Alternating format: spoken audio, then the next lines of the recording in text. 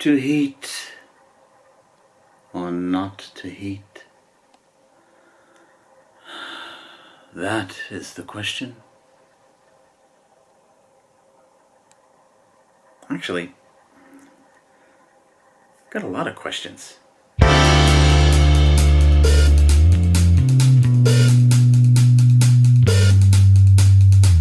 Hello, Sake Geeks. Dominic here. Welcome to my channel, Sake Geek. If you're new to the channel and you love sake, but you're just getting into it, or if you're a sake geek already yourself and you just can't get enough, like me, you've found your people. Please like and subscribe to my channel. In this video, I will be tackling a couple of common questions that people have regarding warm sake. Wintertime, and if you're like me, you really start craving some warm sake to get you through the cold nights. And believe me, if you've never tried warm sake before, on a cold winter night, there's really nothing better. It's revitalizing, it's rejuvenating, it's soothing, it's relaxing.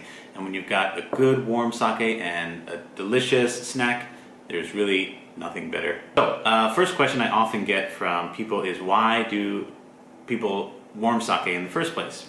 Japan can be a cold place, especially in the winter. Since people have been drinking sake for centuries and Japanese homes didn't always have the insulation and the heating that they do now, it just makes sense. If you've got some sake sitting around, you don't want to drink it cold, you're going to warm it up. So warming up this alcoholic beverage doesn't sound as strange as you might think. Another reason why people warm sake is some sake, a lot of sake, just tastes better when it's warm. So why not do it? It's not difficult to do. If you've never done it before, check out the link to my video explaining the most convenient ways to warm sake at home. Before we get to any more questions, I want to talk quickly about what is actually happening when we warm up sake. Okay, so first, the aroma of the sake is going to change. Your sake's got a lot of fruity, floral aromas to it. Those aromas are very delicate, and when you add heat to the sake, those aromas are going to just fly right up out of the glass. So be careful if you've got a floral, fruity daiginjo or ginjo sake, you might not want to warm that one. We all know that rice does not smell like flowers or fruit, so it's not by accident that your sake smells that way. The sake brewers work very, very hard to coax those aromas out of the yeast as it's brewing. So again, if you've got a fruity, floral sake, you want to think twice about heating it. Check the bottle for instructions. Also, if the sake has got a kind of deeper, earthier aroma profile, warming will actually accentuate those rather than make them disappear. So when you do warm a sake that's very rich, those richer, deeper, woody or earthy aromas will be enhanced rather than dissipate. Another thing that happens when you warm sake is you are playing with the balance of sweetness. A dry sake might taste a little bit sweeter when it's served warm, and a sake that tastes quite sweet even when chilled might be completely thrown out of balance if you were to heat it up too much. So when you warm sake, it also changes the mouthfeel of the sake. Now, to me, it just seems to kind of relax and it really flows around your palate, and it's closer to your body temperature now than it was when it's cold. And the warm sake really makes its way around your palate. It gets to the back of your palate where you can detect the savory, umami flavors. Probably the biggest question I get when I deal with folks about sake is, what is the difference between warm sake or hot sake? I've heard there's sake you drink cold, sake you drink warm. What's the story with that? A little bit complicated. If you talk about cold sake or warm sake, strictly speaking, any sake could be served warm or cold, right? So what are we actually talking about? What we're talking about when we talk about a cold sake is a more fruity, more aromatic, more delicate sake. Warm sake is usually richer, more earthier flavors, a little bit more heavy, a little bit more robust. And so knowing that brings us to another question. How do I know if I should be warming this sake that I've got? Well, fortunately, as I hinted at before, the folks making the sake know what it tastes like and know how you should drink it. So more often than not, there's going to be some kind of indication on the label of how you should be drinking the sake.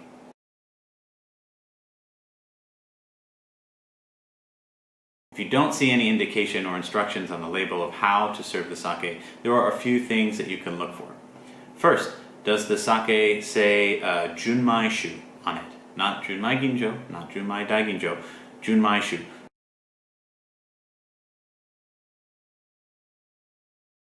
Junmaishu is a style of sake that's usually more rice forward, more rich. The rice used to brew this sake is not polished down as much, so there's more acidity and it's a fuller, heavier flavor.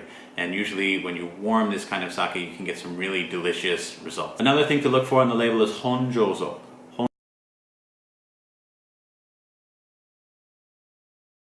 Honjozo is a style of sake that is a premium sake. It's made from highly polished rice, but there is a little bit of alcohol added into the brew. And my experience with honjozo is that they're actually pretty flexible. You can enjoy a lot of them cooled, you can enjoy a lot of them slightly warmed. So if you see a sake that's branded or labeled as honjozo, you might want to try warming it up. Another thing to look for are the two old starter methods of Yamahai or Kimoto.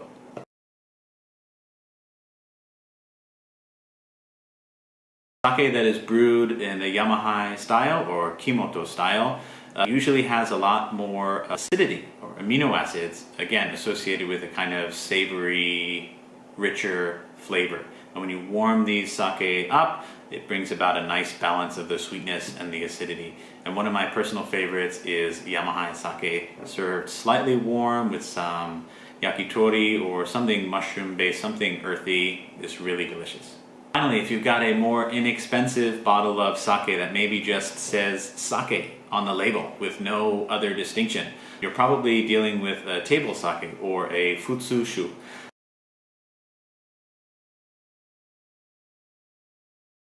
Now, some futsushu is the stuff that you get served in the little tokuri at the restaurant, and it's really, really hot, and all you can really taste is the alcohol and not much more. But there are a lot of quality futsushu out there that are heated not because they've got nothing else to merit them, but because heating actually brings out more deliciousness. So if you've got a futsushu, if you've got a table sake, I would try to warm it up before I try drinking it cold. But you could do either way. Again, experimentation is the key, and everybody's preference is their own. And finally, one more distinction I wanted to add to this little list is that of a karakuchi.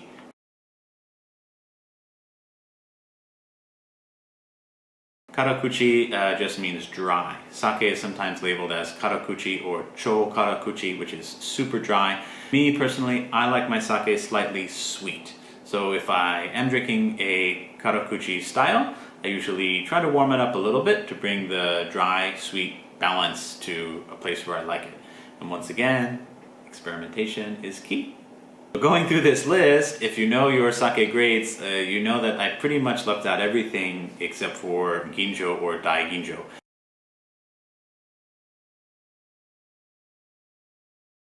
And these are what a lot of folks would refer to as cold sake, or sake that is brewed to be enjoyed at a low temperature. Not all of it is. Check the label, again, if you're not sure. Don't be afraid to warm up a ginjo or a dai ginjo. What I do usually is I enjoy according to the brewer's recommendations. I'll drink it cold, but you never know. I leave a little bit in the bottom of the bottle at the end, and I'll warm it up, see how it tastes, and then let it come to room temperature, see how it tastes. You might find a new way to enjoy one of your favorite sakes. Well, thanks for tuning in, and I hope you learned something. If anything, remember that none of the rules that I mentioned are hard and fast. Everyone's preferences are different, and as a sake geek, I am encouraging you to experiment.